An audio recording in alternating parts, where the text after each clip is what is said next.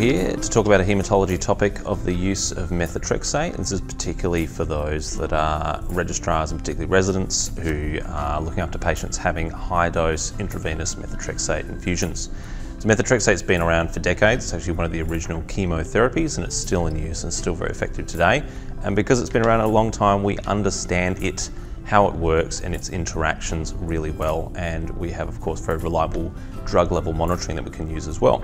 So on haematology, we use high-dose methotrexate and the doses that we're using are massive. So to give it some context, when someone has rheumatoid arthritis, which is one of the most common indications for oral methotrexate, as well as some other similar arthropathies, people are having like 10, maybe 20 milligrams per week, just once a week as a tablet.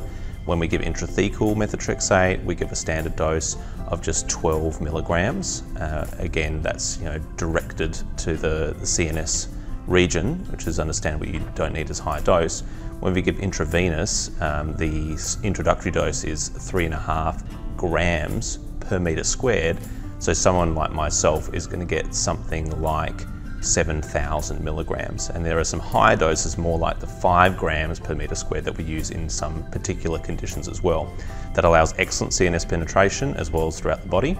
And the whole idea of the methotrexate use is really to flood the body and then affect those cells that are rapidly turning over and then try and get that drug out of the body as quickly as possible in order to avoid all the side effects. So when we do that, there's a few things that we need to bear in mind. So in terms of monitoring, most methotrexate infusions are for 24 hours. And at the end of that 24-hour infusion, we take a methotrexate level, and that's the kind of starting peak point, and then we monitor. And per day, we would expect a 10-fold or 1 logarithmic reduction in concentration. And if we're not achieving that, we need to rethink what we're doing and maybe adjust some of our management. But for most patients, you actually achieve that until we get to a point that is less than 0.05, and that's the point that we stop our management and it's cleared sufficiently. We also, at the same time, at that 24-hour mark, we start leucovorin, which is IV folinic acid. And that's as a treatment to prevent the side effects like mucositis and bone marrow suppression of that methotrexate, whilst maintaining the therapeutic effect it's had for that 24-hour infusion. And that will again continue until the drug has cleared sufficiently. The third element, apart from monitoring and the leucovorin, is sodium bicarbonate. And the sodium bicarbonate is used to maintain a urine pH greater than 7, because at greater than 7, the methotrexate will more easily pass through the renal system and be excreted in a very efficient manner. So it's a combination of the actual infusion of fluid itself that maintains quite a high rate of clearance, and the sodium bicarbonate that maintains that pH being in the alkaline range to facilitate good clearance. So it all combines together, preventing side effects, careful monitoring to ensure appropriate clearance, and maximising that clearance with the fluid and bicarbonate. So that's the principles of management there. There's some other things that you might not think of. So when someone is having the methotrexate itself, there's some important interactions to be aware of. So in terms of drugs that can reduce clearance, they are NSAIDs, which we generally avoid in haematology anyway because of bleeding risk. Proton pump inhibitors, which a lot of patients are on, so it's really important that we stop that before the methotrexate goes ahead and we don't restart it until after the methotrexate is cleared, as that will reduce clearance. And a reasonably common antibiotic, ciprofloxacin, also reduces clearance, so we avoid ciprofloxacin during the methotrexate period as much as possible, which is generally pretty easy to achieve.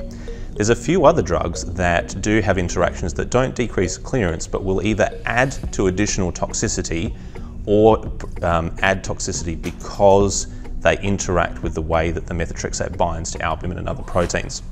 So penicillins, particularly piperacillin, as part of tazocin or piperacillin tazobactam, commonly used in haematology, they do inhibit this binding and will increase the toxicity.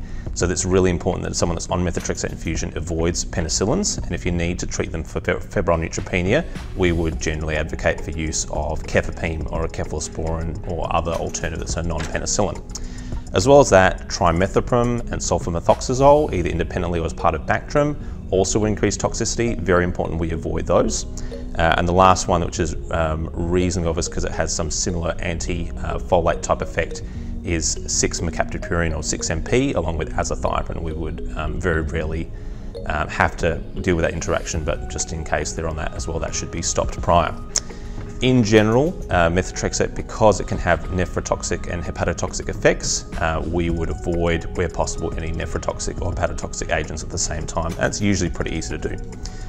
So in terms of the bicarbonate, there are a number of regimens. What's pretty common to the regimen will be starting bicarbonate, which is generally 100 mils of sodium bicarbonate to make up 1 litre of fluid, which is either normal saline or 4% dextrose and 1/5 normal saline. The 1/5 is probably the better way to go because the sodium bicarbonate itself has a lot of sodium. So if you're just using normal saline, so normal saline 0.9% with the sodium bicarbonate, you can have quite hypernatremia is a pretty common problem. So we usually do 1 of those litres over 4 hours in order to achieve the correct urine pH, which is greater than 7, and then we can start the methotrexate. And some people need a bit more time or a second bag in order to achieve that target pH.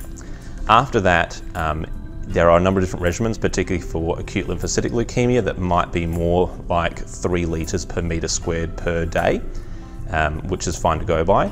If there isn't a really clearly stipulated amount of fluid that should be given, my personal approach, which I see pretty commonly done in the lymphoma space, is to give 100 mils in 1 litre and doing those 8 hourly and continuing that until cleared.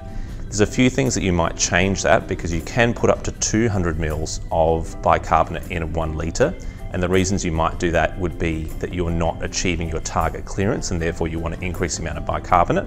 You might also, for target clearance, increase the amount of fluid that you're giving in total, or even in some cases use furosemide to encourage increased excretion. The other reason that you would increase the concentration of bicarb is for those people that are fluid retentive, so particularly those that have a history of fluid retention or have active heart failure of moderate to severe, will need, on top of the furosemide obviously increase to manage that fluid overload. You can reduce the total amount of fluid by changing, and generally my change is, rather than 3 litres with 100 mils each, I go to 2 litres over 24 hours with 200 in each of them. That way you're still giving a good amount of bicarbonate, a decent amount of fluid, but you're reducing the total amount of fluid that's being given. There's a few of those adjustments that you can make. Again, if there is a clear regimen, you should follow that clear regimen, and my advice is just my professional approach from my experience thus far, where I've not been given specific guidance. The leucovorin is 6 hourly, 25 milligrams. Go to Everq. You can see some regimens like Matrix for CNS lymphoma, or the one that I commonly use is RMVP for lymphoma, and that's a really good guide in terms of the interactions, in terms of what to prescribe and how often. Leucovorin 25 milligrams is pretty standard IV until the clearance is done.